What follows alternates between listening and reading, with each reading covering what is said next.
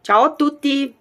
Oggi faremo la seconda parte del video del fiocco nascita. Già avete appunto il video tutorial del fiocco nascita, come si fa con tutte quante le misure. Oggi faremo le decorazioni. Eccole qui, ho preparato queste decorazioni che spero che vi piacciono. Quindi ci sarà un cartamodello che alla fine del video potrete tranquillamente scaricare e ci saranno appunto due cuori, una nuvoletta, una stellina e un orsacchiotto. Io ve le faccio vedere anche un po' da vicino. Ho usato vari materiali, in questo caso qui sono due cotoni piqué che io trovo molto eleganti. Questo qui è un lino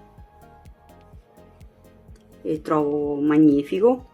Questo anche è un piqué con i cuoricini e questo qua sempre di lino come questo, soltanto che qui ho fatto la cucitura a contrasto, quindi ho fatto la cucitura con un colore diverso rispetto alla decorazione. Per fare questo lavoro qui delle decorazioni appunto per il fiocco nascita utilizzeremo delle stoffe. Io ho dei ritagli di stoffa, come potete vedere questa è anche macchiata. Nella parte di dietro del rovescio della stoffa, come potete vedere, ho inserito un indurente con il ferro da stiro. È un indurente diciamo abbastanza leggero, quindi non è particolarmente duro, ecco, ma possiamo utilizzarlo anche più forte senza problemi, anzi viene un lavoro ancora meglio. In questo tutorial noi realizzeremo delle decorazioni che saranno cucite sul davanti della stoffa, quindi non saranno decorazioni che vanno risvoltate e quindi cucite sul dietro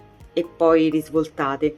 Noi faremo appunto, proprio per facilitare un po' tutti, diciamo anche le persone meno pratiche, faremo delle decorazioni appunto sul davanti, quindi non ci sarà bisogno di risvoltare nulla, e poi taglieremo con una forbice normale lasciando un piccolo margine tutto intorno, oppure con una forbice decorativa. Le forbici decorative sono queste e sono quelle che hanno appunto questa dentellatura. In questo caso noi abbiamo una dentellatura stondata, ma ci sono anche quelle che hanno la dentellatura a zig-zag, vanno bene comunque. Questo sarà il nostro cartamodello, lo troverete poi alla fine del video e potrete scaricarlo. Avremo una nuvola, due cuori, una stellina e un orsacchiotto. Quindi sono queste le decorazioni che oggi vi farò vedere. Io utilizzerò anche la carta forno o carta velina potete utilizzare. L'importante è che sia una carta leggera che vi consenta di cucirci sopra senza danneggiare né ago e né macchina da cucire. Quindi noi metteremo la stoffa in doppio con il rovescio all'interno e metteremo la sagoma, ci cuciamo sopra e dopo strappiamo via la carta. Quindi mettiamoci al lavoro e seguitemi fino alla fine del video per vedere come si realizzano queste decorazioni. Vi ricordo come sempre di iscrivervi al canale per restare aggiornati sulle prossime uscite attivando la campanella delle notifiche. Buon lavoro e buona creatività a tutti!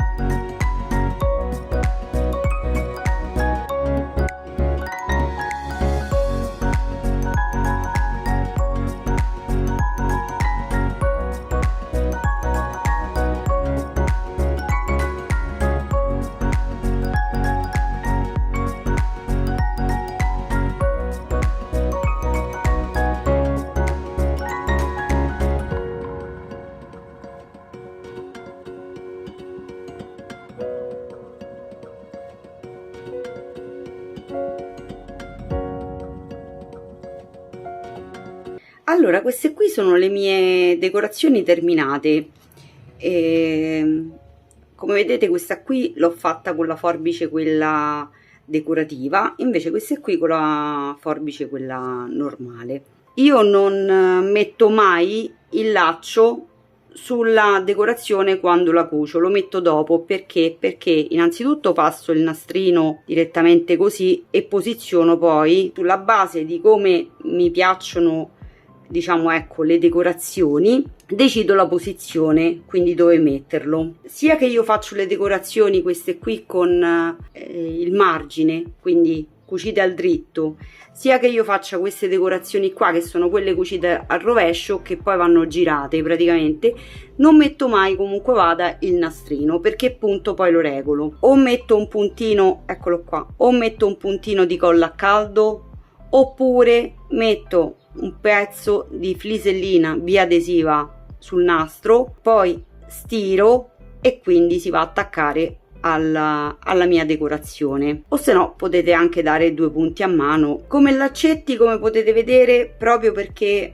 a volte uso la flisellina biadesiva, poi mi consente di attaccare il lavoro e da fuori non si vede proprio nulla, viene un lavoro veramente perfetto. Io non uso il raso a basso costo, qui va utilizzato il nastro di doppio raso, che può essere tranquillamente stirato, oppure utilizzo la coda di topo, eccola qua, vedete, questa qui è morbidissima, è bellissima anche la coda di topo.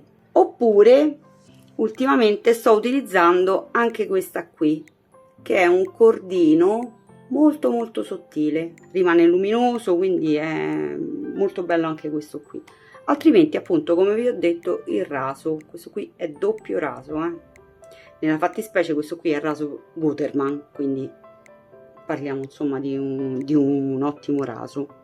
Vi ricordo poi che potrete scaricare i cartamodelli, li troverete qui in alto, vi si aprirà una scheda dove potrete scaricare appunto il cartamodello. Fatemi sapere come vi siete trovati appunto con la spiegazione del video, e a me non resta che salutarvi e rimandarvi al prossimo tutorial. Ma prima vi ricordo sempre di attivare la campanella in modo tale da restare aggiornati sulle prossime uscite. Ciao!